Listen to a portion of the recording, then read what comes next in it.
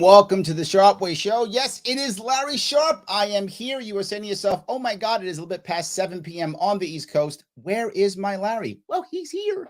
He is here with you, and I'm so happy you've joined me. And you know this is going to be a good show, because it always is. So do me a favor right now. Don't think you're thinking it's a problem. Don't. Instead, click the like button. Click that button right now. If you're on Twitter, click it. If you're on YouTube, even click the dislike button if you don't like me. I don't care. Click a button. Doesn't matter. Click a button either way. Click something so that people will see what's going on right now. And I'm going to ask you one more thing if I could. I'm going to be a nudge here. If you're watching this on Twitter, retweet it.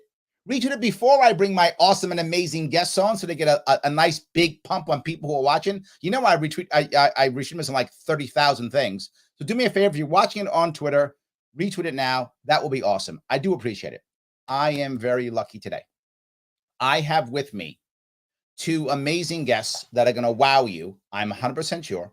One of them you probably know. She's been on my show like 80,000 times already. She's actually run this damn thing before. So she's not new to you, but she's still awesome and has an amazing, she looks amazing. She's actually changed her hair specifically for this show only, like only for this show. She was not going to do it, but this show, she's like, I'm going to change my hair just for this show only. She's done it. The co-hosts of the new fee.org show, Unindoctrination, Maggie Anders and Olivia Rondeau. How are you? Wow, what an intro. That's awesome. I love that. Yes, absolutely. And Olivia and I, by the way, we are also the co-founders of the LP Light Skinned Caucus. So don't forget that also a very important thing that we've done. So I really appreciate you guys coming on today. I really do. Thank you so much for that. The thing that is amazing, I think, for both of you, which is there are many common threads to the two of you. One of them is competition. And I know, Maggie, you have done things like musicals and plays, things of that sort. You've been a performer, very competitive. Olivia, you have wrestled literally with the boys, very competitive. And I think that competition brings you guys kind of together in an odd way. Maggie, am I wrong? No, I think that's completely correct. I think when you're a young girl growing up in a competitive environment, you start to learn the value of hard work, you know? Absolutely. Yeah. Olivia, you actually were fighting with the boys. If I remember a story right, you actually didn't really want to be a wrestler. You just kind of wanted to piss your dad off. Is that about right? It was kind of out of spite. So my whole life, I was always into martial arts. So I wasn't a stranger to like rolling around on the floor with a bunch of boys. But my dad had a thing when I was in high school. I had to play a fall, winter, and spring sport. And my winter sport was always basketball. But I hated basketball so much. So despite my dad, I was like, oh, well, if I have to play a winter sport, I'll sign up for wrestling. And I ended up loving it. And I signed up thinking that there was going to be other girls, and there was a bunch of other girls at like the signups, and I found out that they were all like the team managers later on. But by that point, it was too late. So yeah, it just kind of happened. But I think that my competitiveness that I got from, in my career before that, I'm a black belt in Taekwondo, blue belt in Brazilian Jiu-Jitsu, even before wrestling, but especially with wrestling, high school, collegiate, even the international level, I was on Team USA for a time. I think it directly translated into my politics and into the way I speak about politics today, because it's all about like doing for yourself. If you don't put in the work, you're not going to reap the benefits. And even the way I speak out is like, I'm used to being the only girl at a wrestling tournament and walking out in front of the mat, in front of like dozens or hundreds of people. So I'm totally, comfortable speaking out on uncomfortable or, unpopular opinions like I have.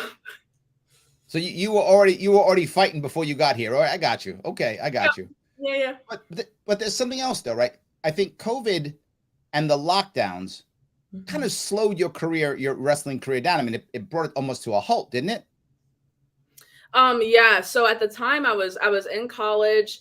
I believe so. 2020, I was finishing up my freshman year of college. And then, so wrestling practices were just like done. School was suddenly online. And the few wrestling practices we did have when we came back for my sophomore season, we had to have them off campus, literally in secret. It was like no official wrestling practices, no tournaments anymore. So it was really unfortunate for me to cope with because wrestling was my outlet. For so long, Sure. It was like wrestling and politics. And so now I was kind of forced to switch all my competitive energy into politics, into sharing my message. And there's some good and some bad that comes with that because I miss like the physical aspect of wrestling. Obviously, I was like in better shape, like being a college athlete. So there's good and bad that came with it. But I do like the time I'm afforded now to, launch a podcast. I literally would have never been able to whole show if I was still, a competitive wrestler, and I still occasionally train. So I'm just, I hope to get back to where I was, but well, you're still training. You're just training a different way. You're training up here a bit more. That's all.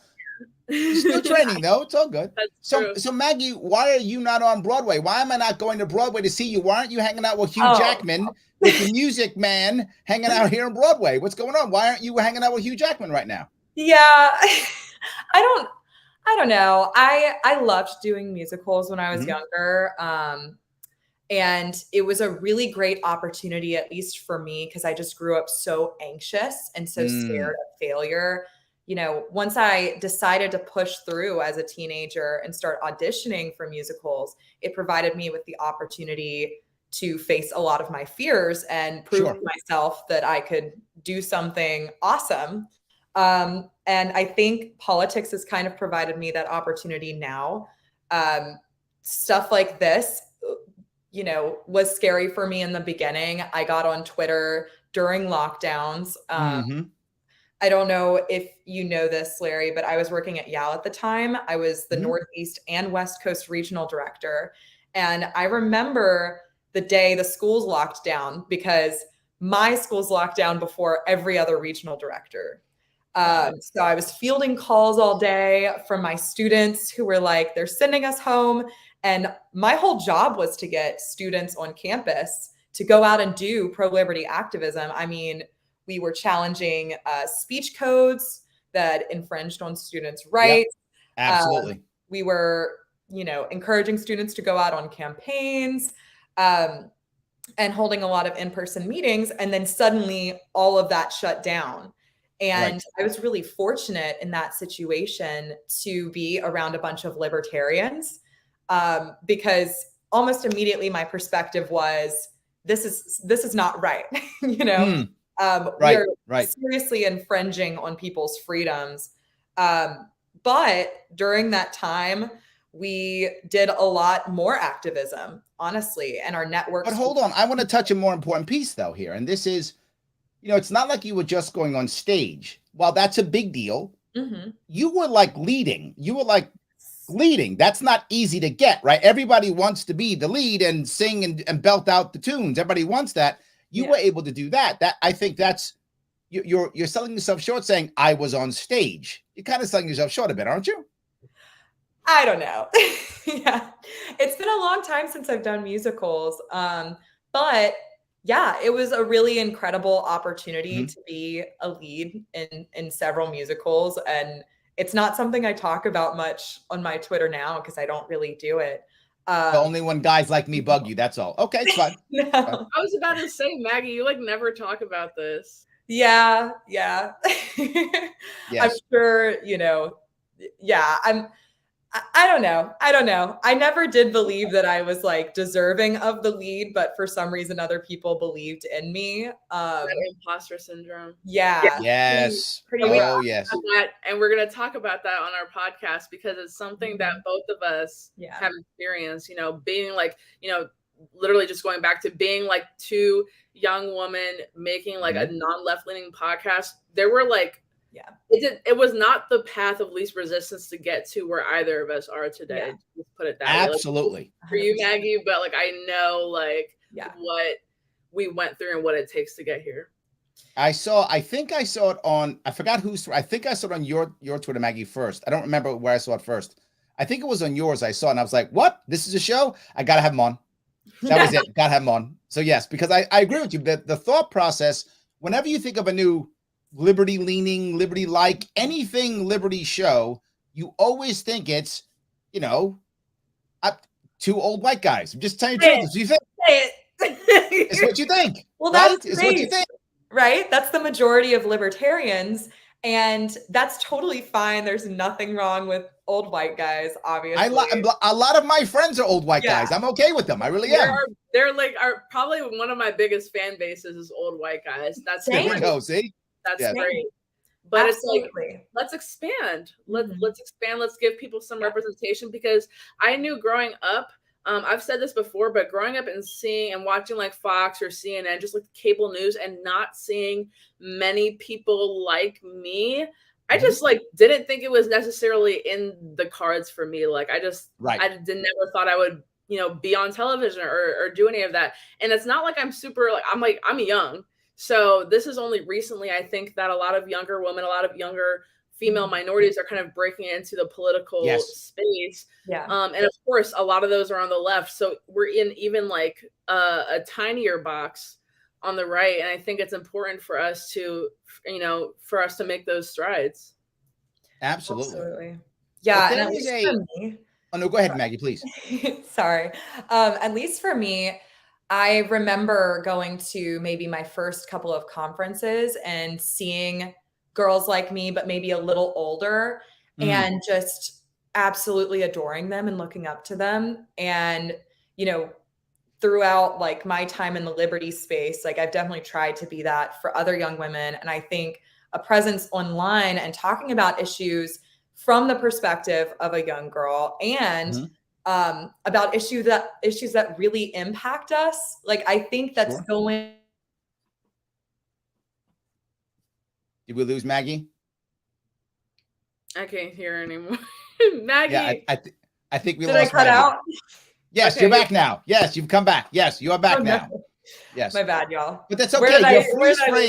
Your freeze frame wasn't that bad. You didn't get like a crazy freeze frame, so it's okay. Thank you. Goodness, I was worried. Yes. I know somebody's gonna it's fine. I got it. Yeah, somebody's gonna screenshot it and yes, of course, all my tweets or something. So, but the piece I wanted to bring up was there's a common thread. Speaking of old white guys, and that's Ron Paul. I think both of you kind of saw or thought of or were moved in some way by Ron Paul. Is that right? Yes, absolutely. So tell me your Ron Paul story. And I'm the weird one here because so many libertarians I meet tell me, oh, it was Ron Paul 2008 or Ron Paul 2012 or Ron Paul, whatever. I'm a Gary Johnson guy. Gary Johnson brought me in. I'm the weird one. But I've roasted already for this before, so I won't do it again. I know. People beat me up all the time about that one, but it's true. I remember someone, I think it was Dave Smith, I was on the show, he says, I always say Gary Johnson brought nobody into the Libertarian Party. And then I met Larry Sharpe, the one guy he did. So yes, I get teased all the time. But there are many who he brought him. Anyway, let me keep going here. Tell me your Ron Paul story, Maggie. So my Ron Paul story started when I was 9 years old, and Ron Paul was on television. I was too young to understand politics at the time. It was 2007, 2008. And my aunts and my mom all just fell in love. It was something about his presence on the debate stage. Here's a sweet older guy who is, saying some really controversial stuff that is ringing very true. And they all just fell in love with him. They were going door to door canvassing for him. We actually went and saw him speak in Baton Rouge. And they bought me a little kid's Ron Paul 2008 shirt. So I was there. I shook his hand as a 9-year-old. And when I was really trying to rediscover my political philosophy after realizing, leftism is a crock of baloney, I didn't immediately go to conservatism because I knew that this third way existed. And I remember meeting him again at 18 and shaking his hand and telling him, hello, I am Maggie. I met you when I was 9, almost 10 years ago. And he got the biggest smile on his face. But oh, so nice. Yeah. But I really think So you came from the left. I did. Yeah. Okay. Yep. Yep. The people bug me when I talk to the left a lot. People say, why are you always talking to the left? I said, people come from the left too. They don't just come from the right to come to our movement. They come from the right, they come to the left. They come from nowhere. I came from nowhere, right? I wasn't left or right. I was never a member of any party until the Libertarian Party. I came from nowhere. Thomas Sowell came from the left. He was a Marxist. He came to us as a Marxist, right? A lot of people come from the right. I don't care. I don't care where you come from. All good. Just come to us. I'm open. Yes. Yes. So Olivia, what's your Ron Paul story? I don't have a heartwarming story like Maggie does. Oh my God, like getting to say, oh my God, I met He didn't like yell at you or something, did he? No. Okay. I've never met him. I've admired him from afar. Like he's inspired me from afar.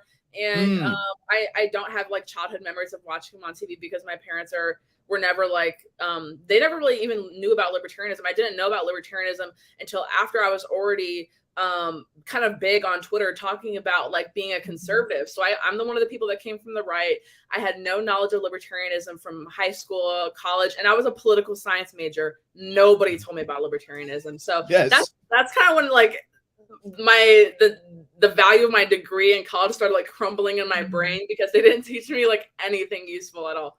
But it was a lot of people like you, Larry, and a lot of other libertarian like podcasters, like the old white guy podcasters, got me into it. So I do credit them with a lot. I'm just saying I think we could reach a little bit of a younger demographic just because I think it's uncommon for people like me or Maggie to stumble across a lot of these libertarian podcasts if you're not already in the political space like I was. But that being said, as I drifted closer and closer towards libertarianism, I heard about YAL. And for people who don't know, that used to be students for Ron Paul. So it was a lot of heavy Ron Paul stands were like guiding me into the movement and got me into door knocking and phone calling and texting and activism and all that kind of stuff. So I do credit the Ron Paul movement, I would say, as a whole for getting me more into libertarian philosophy and educating me and ultimately bringing me into, places like FEE, because it was so funny because both me and Maggie worked with YAL at the same time and FEE at the same time, but we didn't meet in person until very recently, which is so stupid. But it was the Ron Paul movement that really got me into that. So it's like my dream to like actually meet him one day and be like, yo, thank you. But I did get the chance to see him speak like a year or two ago, whatever the last like YAL event I went to was, and that was pretty cool. All right. Well, now you're getting popping up that I'm sure he'll meet you. I've been lucky enough. I've opened for him a couple times. I've done Ron Paul intros a couple times or that. I do open for him. I've opened for him a couple times. So that I've been very lucky in that regard. So yes, I do have my pictures with him and stuff. I got those. So yeah, I've done it's required. You just kind of like have to do it as a libertarian, right? And like kind of the rules. You got to get it eventually. Yeah. Kind of like your pilgrimage to Mecca. It's kind of like that. Yeah. Oh my God. That's exactly. You got to do that. That's how it works. Right.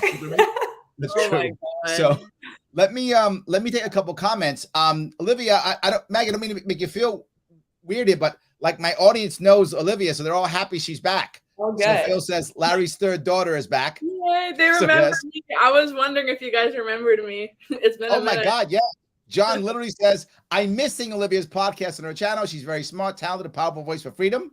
I feel bad because I haven't updated my YouTube in a super long time, but I am still making content with FEE, and I have like other video content that I post on Twitter, so follow me there. They're still paying. Shelly says, hey, Olivia, great to see you. So people remember you. Look at that. See that? That's so great. I love that. Just want to make that. But also people are also happy about Maggie also. Sorry. Welcome, Maggie. So see, thank you. There we go. So all good. So yes. If I go down here, Luther says it's nice to see you ladies leading the good fight on everything, from the talents to the representation of libertarians. Oh, that's nice. That's very sweet. Sam says I was a Ron Paul guy. Ha ha. There we go. Yes, absolutely. And Chris says Ron Paul still my president since 2012. Yes. Yeah. Andrew says Ron Paul's was the internet's love boy in 2012. He still is to me. Oh, look at that. A lot of people saying that. There we go. Joel's on my side. Gary Johnson brought a lot of people to the Libertarian Party. The other two choices were Clinton and Trump. And it's true. So yeah. So he did bring some people. Yeah. No, yes. That is true. I can't judge when you put it in that perspective, but still. Yep. Absolutely. Dan says you were 9 when Paul was running. Now I feel old. Yeah. marches ruthlessly. Yes. I mean, I feel old all the time now too. I get it. Here we go. Absolutely. So yes, I want to pop a couple of those up. But guys, if you want to see what they're doing, you can head over to fee.org/Unindoctrination. That is the new show that they're going to be coming out. What day is it coming out? January 19th. Yeah, January 19th, the show's coming out. Go to fee.org/Undoctrination to check it out, to let people know what's going on. Share it if you can. They're both very active on Twitter. Maggie and Olivia, both active on Twitter. Follow them there if you want to make sure things are going. And do me a small favor. I'm asking you that subscribe to the Sharp Way YouTube page. I know I have like 9 YouTubes, but just do this one is what I'm asking you for. And when you do it, select all notifications when you subscribe, so you get ring the bell when people know when I'm doing cool stuff like this. Please do it. It does matter. And I also want you to, if you would please, support my sponsors, theadvocates.org. Head over to the Advocates, take the world's smallest political quiz if you want to, or if you don't want to, you've taken it already, no worries. Take any of their many surveys. They have the identity politics, political correctness survey. They've got monetary policy surveys, all types of surveys. The survey take about 6 to 7 minutes or so, but when you take it, it's free. And share your results, it's free. You can support the show and spend no money. No money. Now, if you want to just give me money, you can just give me money if you want. I don't mind. But you don't have to. You can just do this. It is free. It takes a bit of time. You share it, and people have conversations. That's what I'm trying to achieve. That's why I keep bugging you. I wanted to make sure that was clear. Sorry to do a little work there, guys. I apologize. A little bit of work. No worries. I think you guys should give them money. Yes. Can I respond to one of the comments? Somebody asked. Go ahead, please. Somebody asked, is Olivia still with Patriot J? I just wanted to let them know, yes. Yes, look, I'm very happy about that. Yes, yes. Maybe one day my son-in-law. So very nice. So yes, absolutely. Exactly. Yes. Oh my God, I forgot you guys met at Freedom Fest finally. We did. Great. Absolutely. 100%. Absolutely. And I don't know if you need my approval, but you have it. If you need it, you have it. I would ask you. I was going to ask you, so thank you. So yes, you have my approval. So it's all good. Yes, absolutely. So yes. So yeah, people are following you, Olivia. You think? I mean, you came. Maggie, you might know she was here for a couple of months, maybe 3 months, maybe. At least like 3 or 4 months. Yeah. Yeah. And she ran a couple shows. She coached a couple times, and the people just loved her and they asked for her, so they're all happy she's back. So yeah, I'm glad you're back. So it's all good. So, but let me ask you, why? I mean, you have a new show coming out. Why Fee? I mean, you could have done something else. You could have not done it. Why did Fee pick you? Why did that combination of you two and Fee come together? I'm controversial and nobody else likes me. I'm just kidding.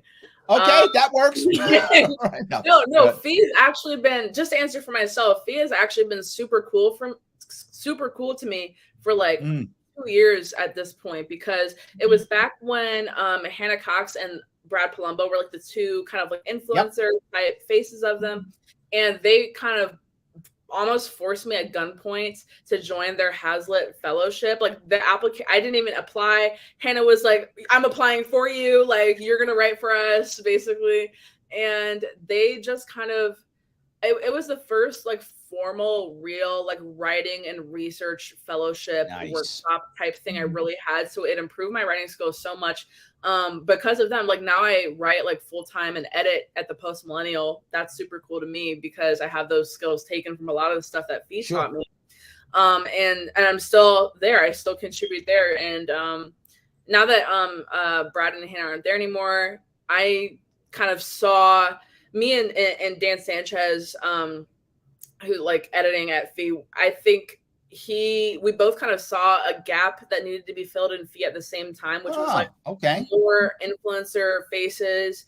I was looking for somewhere to host my show. I didn't even make that public yet, but like I had been looking for about like a few weeks to a month at that point, because if you remember, I had a YouTube show for like months, but it became too hard for me to produce because I have a business now. I have a bunch of stuff going on. So I was like, I'll do a show if somebody else produces it. And that's when Dan contacted me. And then he was like, what about Maggie for a co-host? And I was like, yes, like, please. And then, yeah, it just kind of fell into place for me, but I'll let Maggie go. Wifey. So Maggie, why'd you say yes? Like, what happened? Tell me. So agree with all of that. Uh-oh, I'm losing you again. Can you hear Olivia, or is it just me? No, she's frozen again. She's frozen again. I'm so sorry. Internet is fine. me see if I can. I'm going to shift my camera down. Maybe it'll help if I do that. I don't know if it will or won't.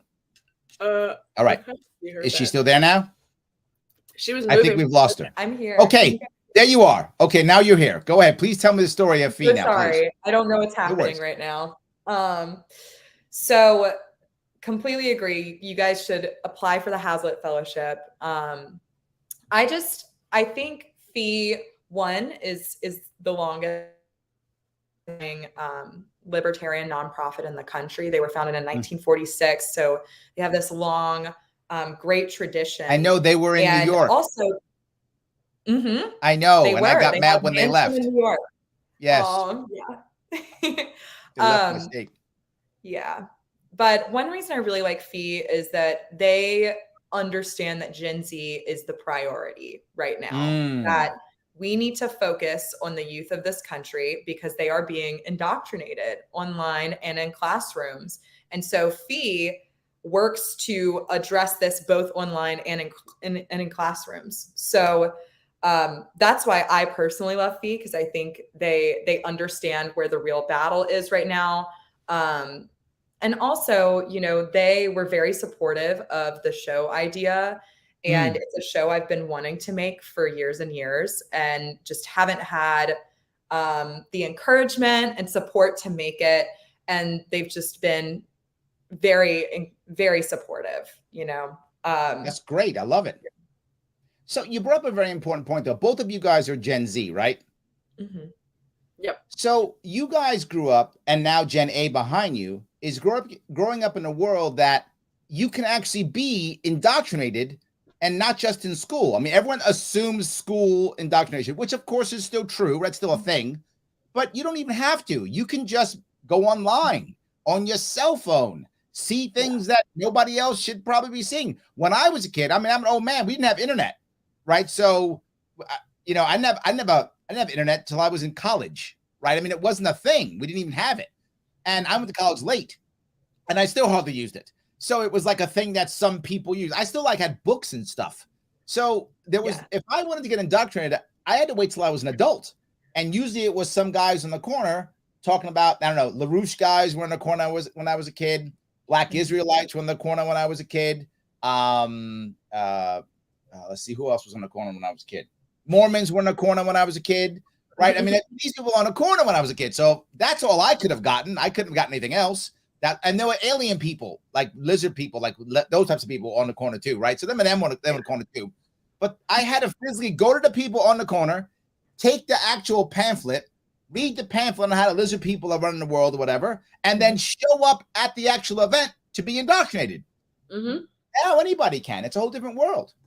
I think it's easier to be indoctrinated on the internet than at school or anywhere else anymore. I mean, I really stress to conservatives and libertarians all the time. You guys don't understand TikTok. You guys don't understand what it's doing to kids' attention span. These little 7 to 30 to 60-second videos that are just pumping you full of information, and the immense censorship that goes on TikTok. I mean, if you think Meta and Instagram and Twitter colluding with our government is bad, how about TikTok colluding with our government and the Chinese government?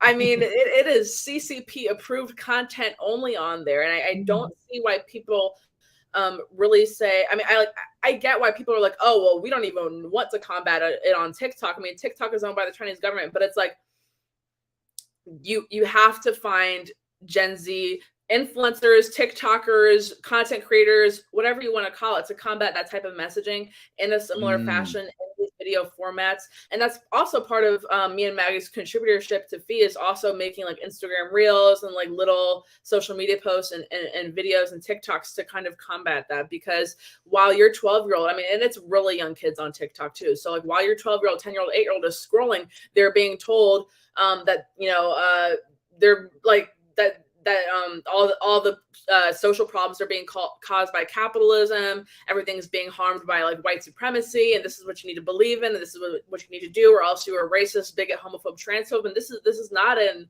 over exaggeration or an embellishment at all. That's literally what's happening. And so conservatives and right wingers and libertarians, especially, because I mean, conservatives, they just throw money at the problem. Libertarians, we don't have a lot of money. So we really cannot afford to fumble on messaging. We really cannot afford to not invest in like the Gen Z influencers. I know everybody hates influencers or content creators right now. And I really don't even use the term influencer for myself, but that's just, it is what it is at this point, because the left and the CCP has their influencers or content creators. So how else would you combat that? Telling people to close their eyes, telling people to... I have a 12-year-old. Yeah. I have it, and she's on TikTok. So, and so's my Sometimes older you gotta one. look at their phone and be like, okay, what's on there for your page? Because what's in the algorithm? Like, I gotta tell you, I'm gonna tell you a story on why I know about these. It's a true story. When my oldest daughter was younger, she was probably 12 or so. She was watching a video, and I didn't get it, right? She was on an iPad or something, and she was watching a video, I found out later was PewDiePie, right? So she was watching PewDiePie. This is several years ago. I guess he's still popular now, but he was super popular a while ago. And when he was super popular, she was watching him. She was watching PewDiePie watch someone else play a video game. That's what they do. It's like, all about the reactions. But I didn't get it. Like, look, I'm an old man. I was like, why don't you just play the video game or watch tutorial? Like, it didn't make any sense to me. Couldn't get it. And I asked my daughter, and she actually told me, she goes, no, Dad, I feel like I'm watching with him. And I said, I got it. And from that moment on, I became her internet buddy. From that moment on, I'm like, I'm not letting some man take my daughter from me. So I said, so now I know who PewDiePie is. I know what Roblox is. I know what Minecraft is. I have an account in all those things. And I play with my daughter whenever she wanted to play. I was there. I did the same things with her. I saw her. So I know what her For You page looks like. And I have my own avatar and all my things. So her friends know that her dad's playing too. So I did all of those things because I was worried with exactly what you were talking about when I saw my oldest one. So now my youngest one, who's 6 years behind her, she's now in that world. And when since I can talk to them in that regard, when the weird things pop up, they bring it up to me. Like my daughters will say, Dad, what about this thing? And I'll be like, wow, okay, I'm glad you told me this. So now we're talking back and forth because what you're saying, Olivia, is 100% true. So just my little story. Yeah. No, I love that you did that. That's like a parenting win to me, because it's like, I think parents who are super overly strict, like take away the phone, like if you're like that creates sneaky kids. You want your kid to trust you and be able to talk about stuff that they see on the internet with you. So that's pretty cool. I like that. I can't stop. Like, this is the funny part is people think I'm a nutty parent, and maybe I am, but I never told my kids they couldn't see anything. I just said, I want to know what you're seeing and let's talk about it. That was it. I never said you can't go to a website. I never put any parental controls on any of the devices. And they don't do that stuff because it's not taboo for them. And I can't stop them anyway because their friends all have it. So their friends are gonna show them anyway. So even if I try to stop it, they'll ask their friends, and now they'll be talking with their friends about stupid stuff. I learned this. I don't want my kids learning stuff on the street. Learn it from me. Don't learn from the street. I know how that works. I grew up on the street. I don't want to do that. So yes, I completely agree. Yes. I'm sorry, Maggie. Go ahead. I apologize. You popped out. I don't know what's going on with my tech or whatever. So I hope I don't permanently drop off. But yeah, I mean, I think I'm not a parent, so I really do like to hear from parents. And I think your tactic is probably the best one I've heard. Being present as a parent and taking active interest in your child, and not like when you set up these restrictions, you often end up pushing them towards that unless you are feeding their soul in a way where they don't want to go and, find that stuff, right? But like, it's natural for teenagers to want to rebel against their parents. And now there are 1,000,001 ways to do that. And really scary ways. Like the stuff, I don't want to scare people, but the stuff that's online is really, really bad. Like our generation, and my biggest concern for our generation is our mental health crisis. Like we are severely depressed and we are seeing really, really bad things online all the time. you know? It's horrible. We're in the age of over information. We're not like children these days having access to every single atrocity being committed in the world, all the body issues and self-esteem issues that come with following like models and social media influencers telling you to get Botox, get this injection, get this surgery, combined with different forms of political propaganda paid for by the government or paid for by this super PAC, just all hounding you and attacking you. It's like a war. We're in a war for young minds of this generation. Yes. And you don't win that war by backing out or not trying to create content to combat their content. So like, you know, all the regular we're just two girls talking shows that are funded by huge super PACs and they're all fronts for like Democrat organizations. We're here to stop you. So there we go. I like it. And there it is right at the bottom. You can see fee.org/Unindoctrination is the place to go to check out this cool show happening here, January 19th. That is amazing. So happy that's happening. But let me go, if I can, I'm going to grab a couple of comments. People are commenting again. I want to make sure some of the people see what's going on. Ricky says, good to see some young people with eyes and ears, minds acknowledging. I like that. Yes, I love it. Let's see here. The libertarian lady's doing the right thing. I leave the smallest political quiz on tables when I go out to eat. You should do that. That is a good thing. I like that. Yes. That's a good idea. One person at a time. There we go. Insane. Also, I saw a lot of people who came from the left here, which is good. A lot of people talking about how they came from the left. People came from the right, all those types of things. Dan says, it's good to see some of you that come from the left. When a libertarian explains some of those left champion causes like police reform and restorative justice, some of those ideas are actually quite reasonable when they're not packaged with socialist garbage. Good point, right? Absolutely. I agree. Absolutely. So if I can grab a couple more of these, there's so many popping up here. Alexander asks, will Unindoctrination be available on Stitcher?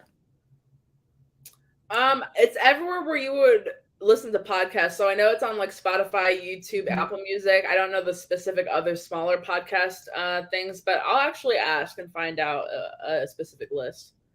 Here we go. Torrance says, Larry lived on Sesame Street.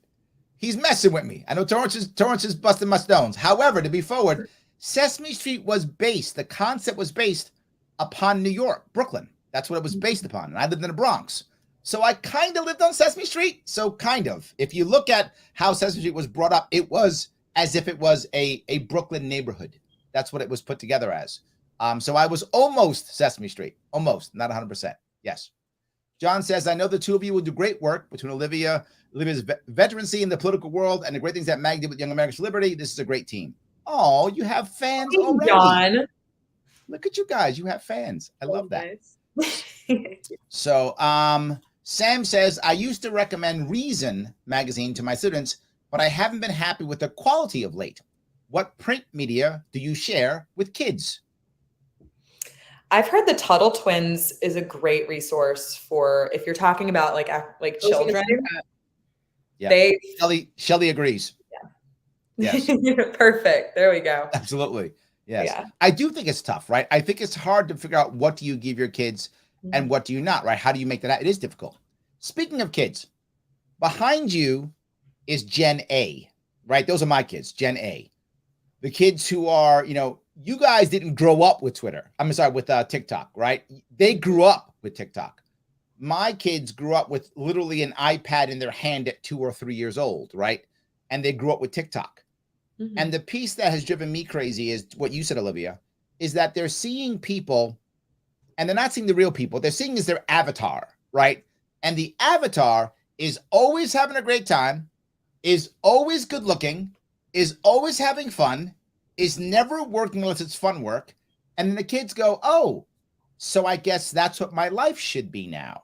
Mm-hmm. Are we building a generation that thinks, working 9 to 5 or even working is a bad thing only for suckers and chumps? And if we do, is that a bad thing? I don't know if you've seen the recent stats on this, but it's like, if you ask a first grader, what do you want to be when they grow up? They used to say astronaut, firefighter, vet, doctor, the cool jobs, but still like lucrative career choices. Mm-hmm. Now they're saying YouTuber, TikToker, streamer, professional video game player. Like they want to be PewDiePie reviewing other people's gaming streams, basically. Like this is a career opportunity. And don't get me wrong, they make crap tons of money, not hating on people who capitalized off of, being interesting to the YouTube algorithm. That's cool. That's basically what I do just on Twitter. So that's fun. That's fine. But but I'm not making PewDiePie money yet, Olivia. Soon, hopefully. But now right. And we're telling, and like literally these kids who are PewDiePie and all these other streamers made audience literally think that this is a career option, that they're going to be a streamer and not have to pay attention in school, because you don't have to pay attention in school to be a streamer, to be a YouTuber, to be a TikToker. And yeah, it is sad. And I know I keep seeing Brad Palumbo and a lot of people who are like former FEE and just like in the libertarian space talk about this quiet quitting, or this phenomenon that bosses and CEOs keep saying is people in our generation, like millennials and Gen Z and younger, just don't want to work that hard, or they just kind of drift off until they just stop working completely. They quiet quit. And I think that's real. I definitely think that's real. I see that among people in my age group, and it's really crazy and sad to see, because and I have imposter syndrome really bad. So I'm constantly comparing myself to other people, being like, oh my God, I don't belong here. But then what makes me feel better is thinking where it would be if I didn't drop out of college and I was still like in online school and just not really doing anything, to push my career forward, and just going where they want me to go, which is like, okay, get your 4-year degree, get in $100,000 of debt, go to one of the big 4 like consulting firms, don't work hard, probably get fired, and live off of welfare. And that's just not what I wanted to do. You work as a barista. You work as a bartender or barista, one of the two. That's fine. That's that's funny is the amount of people in New York City I see who are baristas with advanced degrees. It's shocking, because I'm the weirdo. I actually ask, like I'm the guy who goes, hey, so I'm just curious, you have a degree? They go, yeah, and they're proud of it. Yeah, I've got a degree and blah, blah, blah. They never tell me no. They tell me they're proud of it. Yes, I've never met that, but I've met many people who have master's degrees who are literally serving you coffee. I mean, that's like a thing. They're all over New York City. And I'm saying to myself, my God, how are you surviving? You're surviving on barista salary, and you've got at least 50 grand, if not 100 grand in debt, minimum. Right. And then how does capitalism? But capitalism, Larry, you don't understand. It's capitalism's fault. It's white supremacy's fault. Also, they're non-binary, and that's also part of the problem too. People are just bigoted. People are just bigoted and transphobic. Right. Yes. No, that's absolutely right. There's this book called. Sorry. Go ahead. No, go, Maggie, please go. Yeah, there's this book called Defining Decade that my boyfriend and I have been reading, about how your choices in your 20s really determine where your life is going to end up. And there are so many people who are just stuck on like pause mode. And I think that tech problem of, now we have Gen Alpha growing up on TikTok, our brains are so fried, and we are constantly seeking quick validation. And one concept my generation hasn't learned quite yet, and I think we will, is that short-term pleasure will cause you long-term pain, and you need to take the hard route sometimes. And you can't just always feel good all the time. Things can't just always be good. And, my generation has been conditioned into thinking that feeling any type of stress or pain in the moment is bad. And so we should be in constant pursuit of pleasure. Dan Sanchez, editor-in-chief of FEE, wrote an amazing Substack article about this. It's called Pursuit of Pleasure. But I think like that is absolutely a lesson that we need to learn how to instill in our kids. And my predictions for Gen Alpha is that, you're going to see a massive split, just like you do in every generation. It is currently countercultural and will continue to be countercultural to reject the continued encroachment of tech into our daily lives. People are dreaming of running off to the farm and it's true, touching the ground with their hands, right? Like people want to build something. Touch grass. They want to touch grass. Yes. And I think we are underestimating the intelligence of people to recognize that they are depressed and lonely and that this life online is not satisfactory.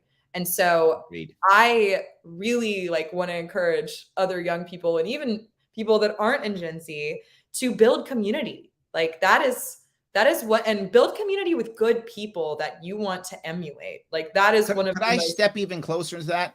Build community physically, not only online. Online is good supplement, right? Online is a good supplement. I think it's amazing for a supplement, but you also have to meet people physically too, right? It's not enough to just be online. You also want to meet people. And I think we often think that, well, online is good enough. I'm not against online friendships, but it can't be only that, right? You have to also be able to get out and meet people. But I want to touch two pieces you brought. One of it's what Olivia brought up, and this is going to be, I'm going to bring up a racial issue. You know, when the opioid crisis was destroying poor neighborhoods, black and brown neighborhoods in the 80s and 90s, the answer was just say no or put more people in jail. Now that has affected all of America. And now it's a crisis, right? Now it's an opioid crisis. What I would say is what you're talking about, Olivia, and you may be too young to know this, but when I was a kid, everybody was saying they're going to be a basketball star or a football star. The kids in my school, they weren't saying they're going to be doctors and lawyers. I had two schools. I grew up in the South Bronx in a predominantly black and brown school until I was around 11 or 12. Then I moved to the suburbs, and most of my friends there were white. But when I was a kid, I was going to be a baseball player. I was going to be a New York Yankee. I lived across from Yankee Stadium. I was going to be, a professional baseball player. That's what I was going to be, of course. Right? And all my friends would be professional basketball players, football players. We weren't going to be doctors and lawyers. That wasn't what it was. Now, of course, it's a similar situation. Those were all fantasies. I was never going to become a professional basketball player, a baseball player, and I wasn't going to, take the Yankees to the World Series like I said I was going to do when I was a kid. And I think now that has kind of come to a point where a lot of kids now are all seeking the fantasy. And will some of them become PewDiePie? Yes, just as some of my friends actually out of my high school, 2 kids actually went professional football. So 2 kids went professional football. 2 did, yes. So it does happen, right? 2 out of my entire school we had a great football team where I was on Long Island. So 2 actually went to be professional. But that's it, right? And that was a lot. I feel like the whole country's going that way. Do we all think we can be, we keep saying PewDiePie, but whoever, the cool guy now is Mr. Beast, right? And he's the cool guy now? I think he is, right? So Mr. Beast or PewDiePie or whoever, we all think we're going to be the cool podcaster. And a lot of kids are going to be disappointed. And what happens? Well, you looked at the black community. Where'd all the kids go? They went to the black market because the market wasn't ready for them.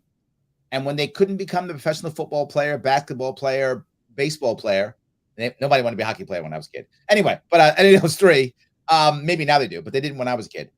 They went to the black market, and many of them went to jail because of it, right? And I think you're going to find a lot of our youth now going to the black market because they can't make enough money at Starbucks, and they can't be the PewDiePie. What are they going to do?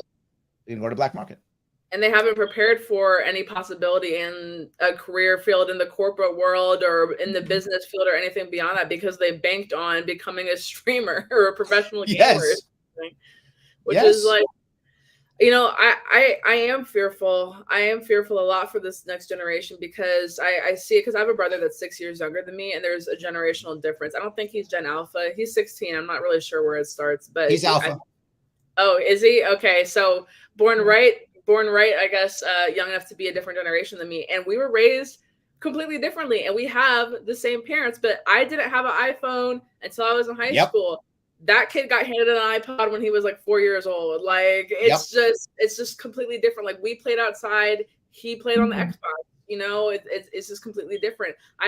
I wasn't allowed to have Instagram and social media until I was like 15. It's just a whole different world. And these kids have different attention spans. They have different ambitions, like we just said. They have different capacities, for different learning styles. And this is also a kid who had to do like 2 years on online because of COVID. So the combination of being online school for like 2 years or a year and a half, however long they were on online school in their formative years, combined with the fact that they were just scrolling on TikTok that entire time is crazy. Like, it's literally Absolutely. crazy. And it's just, it's sad to see. And I think that Maggie's right. I think that the mental health crisis, compounded by the whatever crisis we call the internet and this new age of information and social media, will be horrible. I mean, there's a story every day, which is unfortunate, but I feel like I see stories all the time of some random teenager, like kids suffering from like mental health issues and, you know, committing suicide, are like younger and younger these days. And it's so sad to see. It's like 12-year-olds, 11-year-olds. I'm like, how do they even know how to do this stuff? Who is teaching them this stuff? And it's always social media every single time. Yes. I think Absolutely. this existential angst too is what's driving these suicides. And again, I just have to say that, like, we have to like really pull inward, like, because of politics, we're so out here, we're so like in the world, we have to pull inward and really focus on the people around us, right? And presenting to them this idea that life can still be good and that the problems of the world are not necessarily our problems, but the people around us are, right? And we have a responsibility for ourselves and for others, and to lift people up with us. Which is, you know, something I think this rising generation needs to hear, because currently they're using that power that they have over their peers to bully them and force them into certain ideologies and opinions and shove them towards darker and darker things. So like, a really big takeaway that I want people, and the young people especially who watch our show, like, of course I want to create libertarians, but I want to create positive, active people in their 100%. communities and friend groups. You know, that 100%. Is where we have real impact, right? Because I can sit on Twitter and yes, my tweets, you know, people will view my tweets and maybe it might spark a conversion, but like what I do for my friend who is struggling, way better. 100%, 100% way better. Absolutely. Torrance says, I am a mental health crisis. Well, Torrance, you're not alone, brother. You are not alone.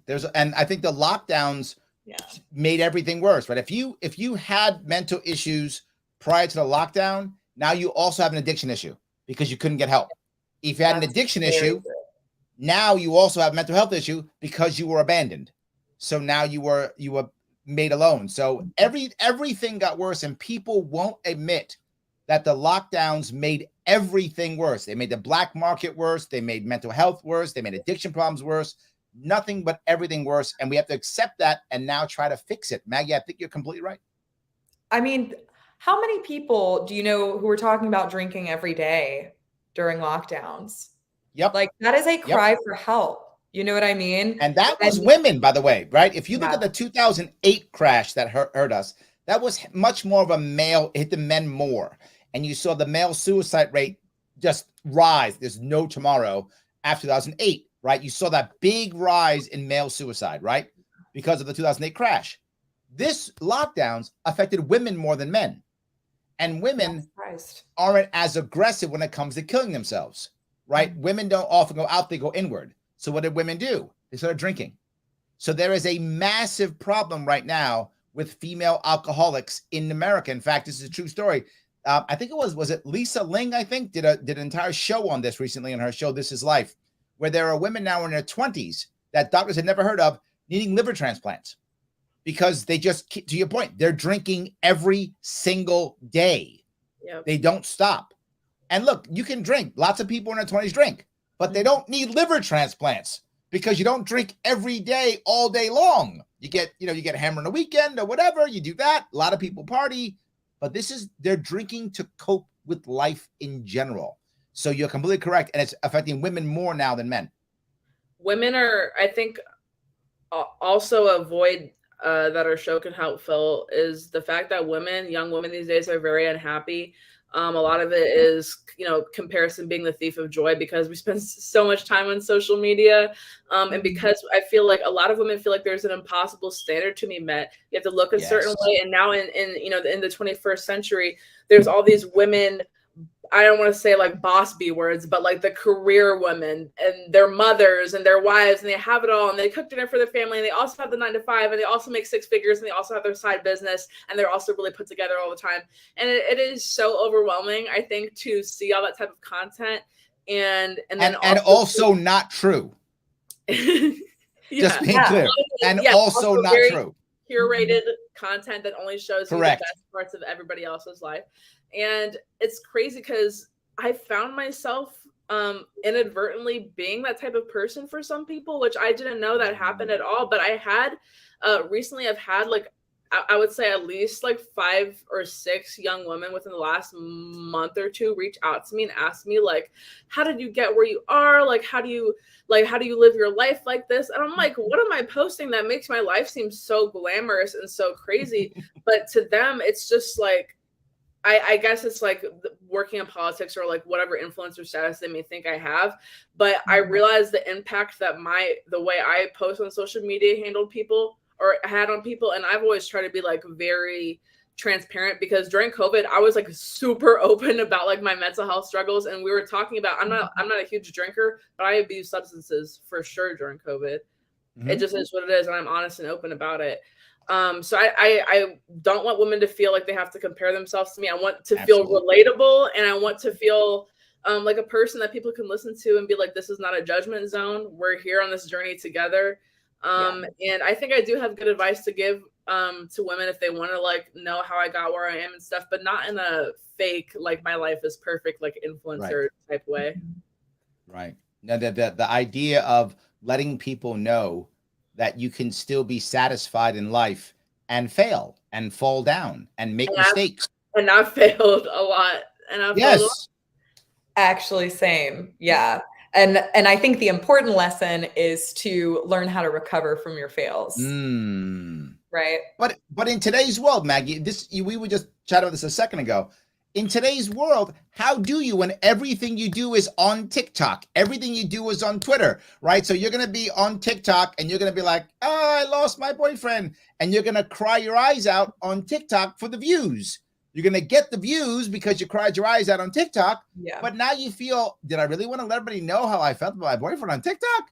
And whether you did or didn't, now you did. And everyone's going to go back and go, see, you cried or whatever. Yeah. And it's almost like there's no chance for redemption. Right.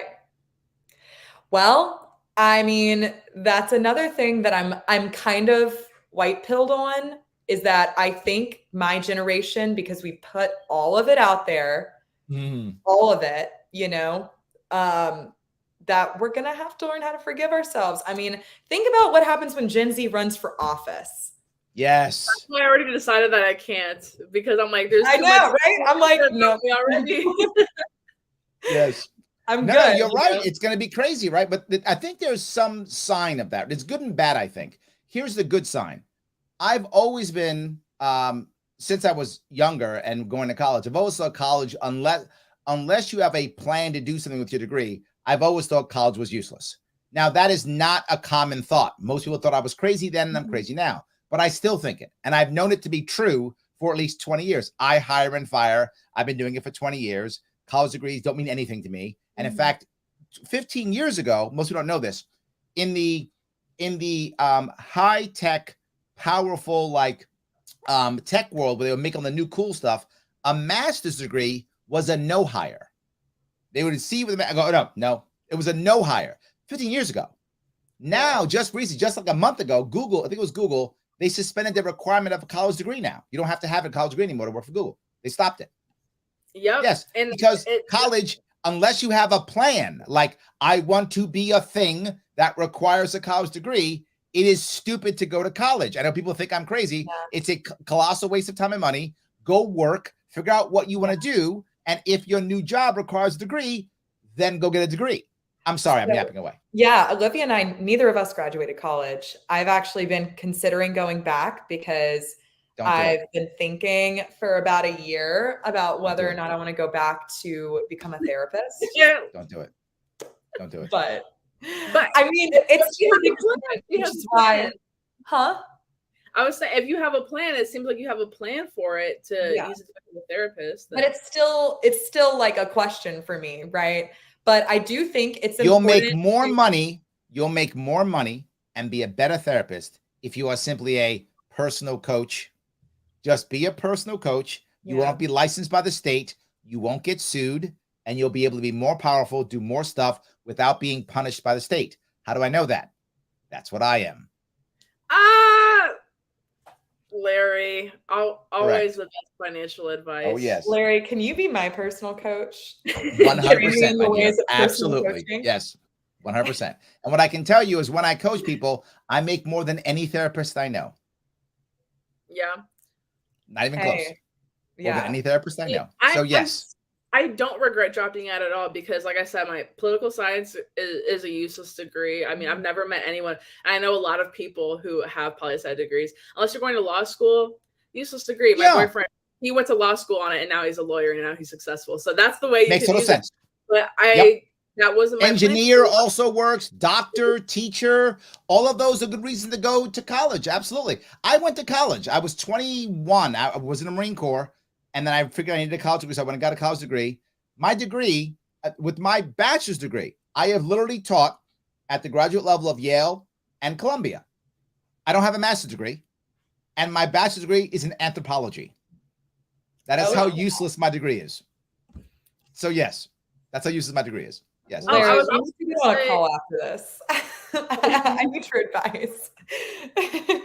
I was also going to say the Google thing, that's not isolated at all. I believe it was like the founder of LinkedIn or something. He did an interview with like Bloomberg or one of the big business magazines or whatever, and said that, was answering questions, what gets people matches and jobs on LinkedIn. And he said that college degrees don't matter anymore. It's about experience. It's literally about the stuff on your resume. It's about the skills you list on your LinkedIn, the experiences you list on your LinkedIn, rather than whatever college you went to. It really does not matter.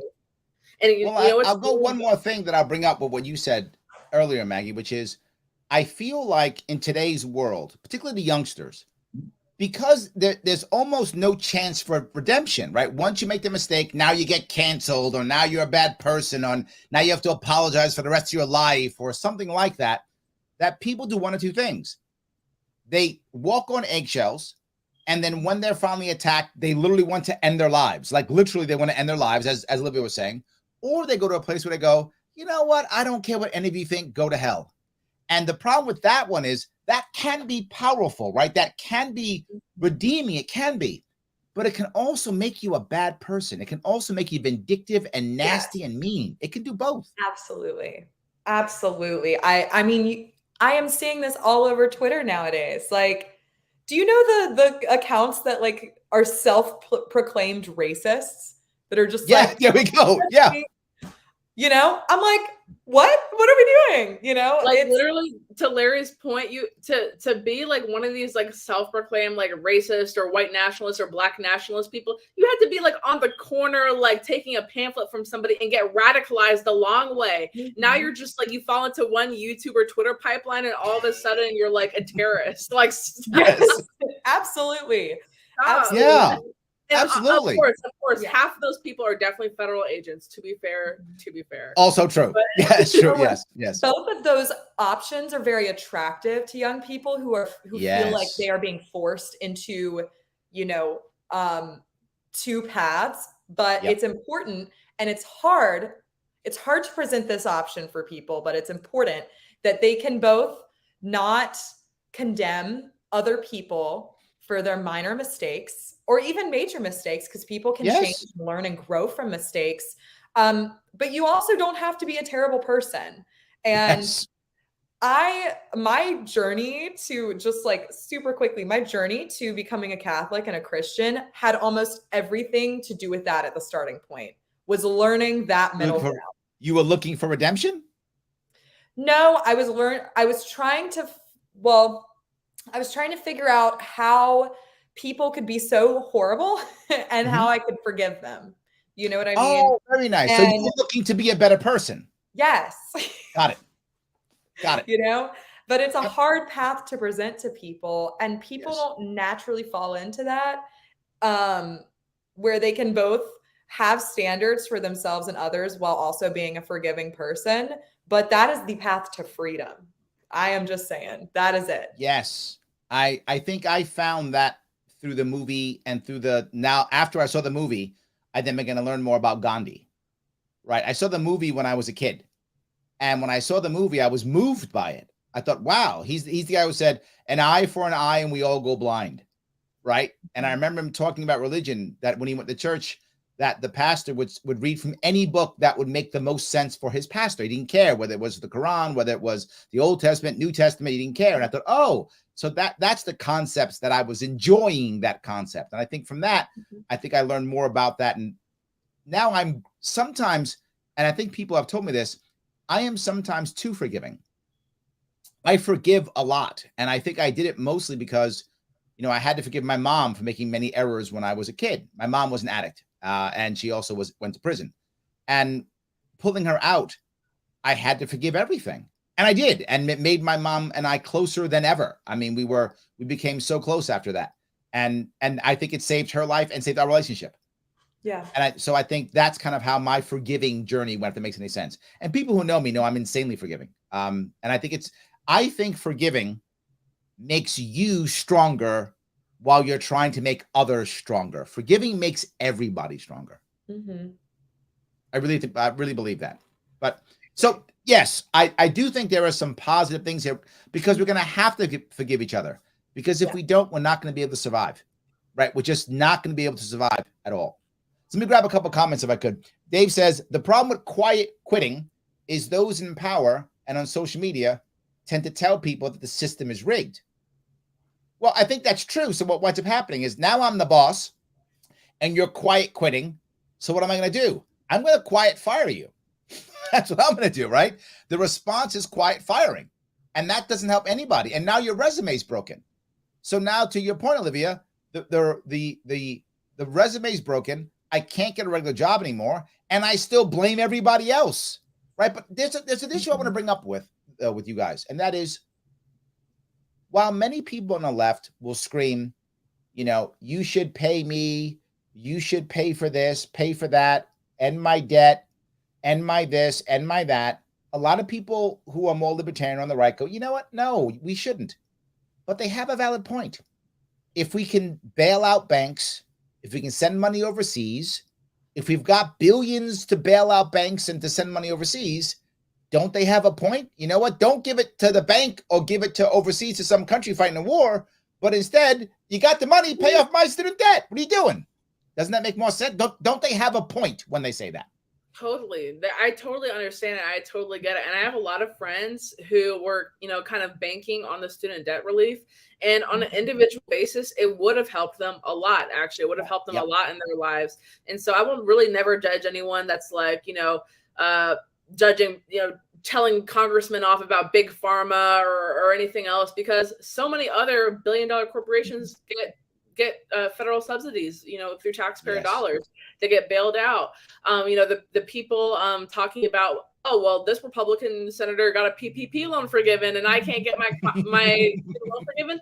I'm not going to fault them for pointing that out, because those same congressmen and senators getting PPP loans forgiven are also handing out $1 billion bailouts to banks. So I don't judge people who are saying, well, why can't you pay for this instead? But I am judging those who don't think that that very act of using somebody else's money to bail somebody else out isn't evil. Because if you look at the core reason, if people can recognize that bailing out banks with somebody else's money is evil, then they should realize that bailing out, billions of dollars in student debt, even if it's held by, thousands, hundreds of thousands, or even millions of individuals, that's immoral and that's wrong. And I made this post that I think Fee shared the other day, but it's basically like, I don't know why we demonize CEOs and business owners and even landlords and people like that so much, when it's like, they create the jobs, they already pay enormous amounts of wealth and fund taxes way more than you or I ever will. And charity, And charity. Who do you think is funding all these nonprofits? Like, right, I'm not a billionaire defender. I don't really care that much to be on my hands and knees and like bow down to Elon Musk or whoever.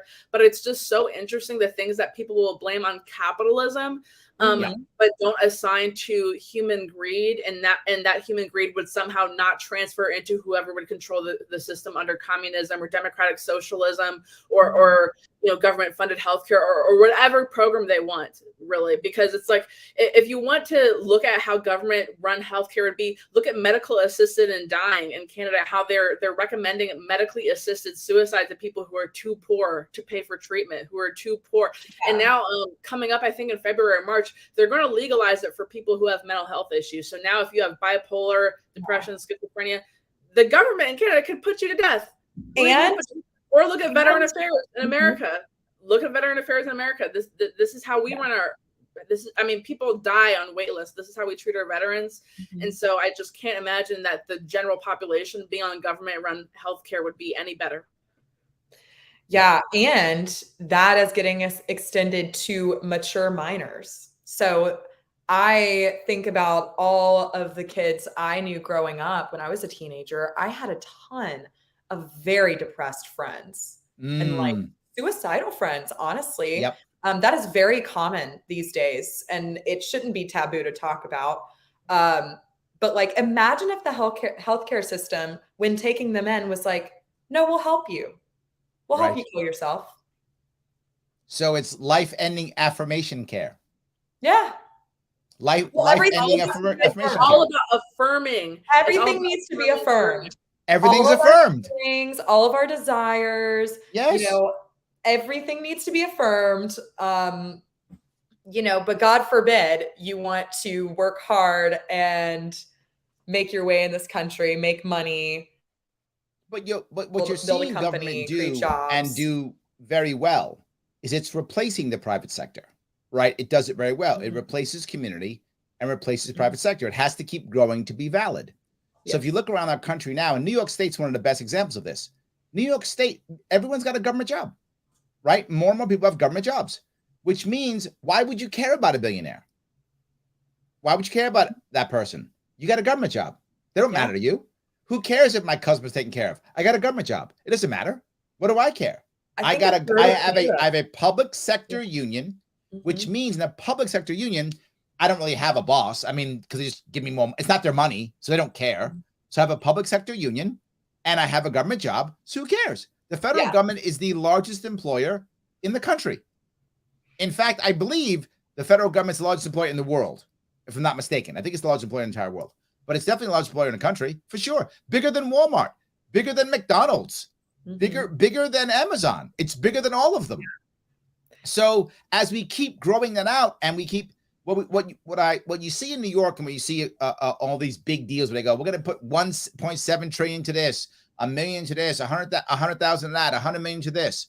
What they're doing is just creating more government jobs. And you're asking who's funding the nonprofits. A lot of it's government funded. It's through grants. So they're now even taking over nonprofits, which means basically now these nonprofits are just government agencies that are non-unionized. Oh yeah, that's all they are. The Biden administration is funding all this like diversity and inclusion stuff, and you're like, wait, where are these grants going? And it's like some random like government project, the diversity and inclusion chief of the aerospace technology agency or whatever, and it's like, what? Like they're funding fake jobs. They're fake welfare. It's literally welfare at this point, because fake jobs to employ the gender studies graduates. If they're lucky enough. Someone's got to do DEI. Someone's got to. Come on. So there we go. Yes. Incredibly necessary. Well, I think 100%. We're going to start seeing a huge job loss as these fake jobs start to disappear. That's what I thought that was what kind of happened with you. Have you guys been keeping with the Sam Brinton thing, the non-binary?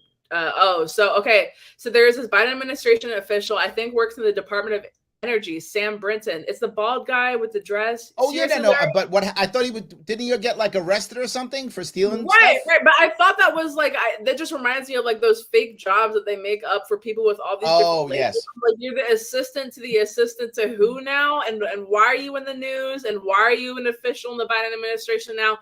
And how did this person get qualified when he steals women's clothing from several different airports over the course of 6 months? it just seems like welfare to me. It just seems like a fake job. It doesn't seem Also, real. just to gossip about Sam Brenton a little bit more, the amount of like, I'm sorry, this is a little NSFW, the image pictures of himself that he posted online should disqualify him from being like, a public-facing government official. That's disgusting. I'm sorry. Keep it private. Keep it private. There we go. I like it. Yeah, so you had an actual, Maggie, you got a question. Maggie, it says, I know you have ties to Louisiana. I'm a grad student at LSU. Is there a libertarian presence in Louisiana at all? I feel like state politics is dominated by Kennedy/Cassidy and whatever crap is in BR. I guess that means Baton Rouge. Mm-hmm. So yeah, you have an answer for that? I would say, go to grassroots activist organizations and see if they have chapters in your area. So Young Americans for Liberty on college campuses. America's Future, I know, is doing stuff in Louisiana. The Pelican Institute for Public Policy is an amazing think tank out there promoting awesome policy in Louisiana. And there's a lot of, local libertarian chapters. There is a really growing body of liberty-leaning Republican state representatives, some of whom I know personally that are incredible. So there definitely is a community out there. So now you got a bugger on Twitter. Yeah. Right. I just would never move back there. I'm sorry. I was there for 10 days and left incredibly depressed. I don't know why, but it's a hard state because it is there we go. Economically left-wing and socially right-wing. And the opposite of libertarian. So yes, the lockdown was positive for me, says John Turner. I grew spiritually and focused a lot on my mental and emotional health. It also brought our family closer together. That is amazing, John. I'm glad to hear that. You are not the norm, and I'm glad you were able to break that cycle. Good for you. Yeah, way to turn a bad situation around. That's actually good. Yeah. I actually homeschooled my daughter. So we actually got closer. I took my daughter to school, I homeschooled her, and I think we became closer also. So I tried to play the same game, but not as cool. John he got the trifecta. I got like one. But I'll take what I can get. It's fine. So yes. Jericho was talking about those women you were talking about earlier, Olivia, and she says those women are full of shit and unhappy. And I think Jericho's correct. I think I remember what I was talking about, like the women who portray that you can have it all, like the boss woman, career like wife, and like the stay-at-home trad wife, mother of 6 children. Yeah, it's unrealistic. And there are some women that can do that. And I think that so my mom, she always had a career, and she's an older mother. Like I'm her oldest, and I was born when she was like 35. And she had multiple kids after me. So I do see some of that drive spirit in my mother, but she was never an influencer, trying to influence other girls to do anything. She was never trying to portray herself in a certain way. She was just that boss. She was just that girl. So I want to be like a woman like my mother, who is a strong, independent woman, who doesn't need the government, doesn't fall for the propaganda, but also is really about her family and stuff. And that's kind of the role model I want to be for, people who listen to the show. I like it. That libertarian lady says, in my older age, I'm trying to perfect the art of not giving an F. I agree. Yeah. I think we all come to that point, right? I'm trying to get there. Yeah. You can not give an F and also still be a nice person. There are a lot of people who don't give an F, and they're the nicest people I know because they don't give an F. Nothing bothers them like that. So they don't feel vindictive. They don't need to feel bitter about anything. So I totally get it. Absolutely. Guys, I want to make sure we understand that if you want to see this awesome show that's coming out, head on over to fee.org/undoctrination. There is a link in the description if you want to go there. And do me a favor if you would, and that is follow me if you would on Twitter and share this on Sharpway Twitter. Retweet it, I should say, on Twitter. And also, if you could follow me on Sharpway YouTube, click that all notifications. That's awesome. So you get everything you want. And also, I got one more thing and I'll stop bugging you. And that is go to theadvocates.org. They are my sponsor. Please go there. Take the world's smallest political quiz. It's 1 or 2 minutes. If you haven't taken it yet, take it and share the results. It's free. If you have taken it already, that's okay. There's like 7 different surveys you can take. Everything from how do you police to military-industrial complex, to political correctness, all types of things. There's a human respect test. Even that, human respect. Take one of them, it's like 6 or 7 minutes, and share your results. If you do that, you make my sponsors happy, you make me happy, and it's free. All good. Please do that to the best of your ability. Guys, I want to ask, did I miss something and something else we should be talking about before we wrap this up? I covered everything I wanted to cover. Yeah, there same. We go. You're good. Maggie, you good? Yeah, same here. Just thank you so much for having us on. This was really lovely. So no, of course. Everybody, I want to say thank you all for watching. I appreciate you guys giving me a little bit of your evening. I will see you all very soon.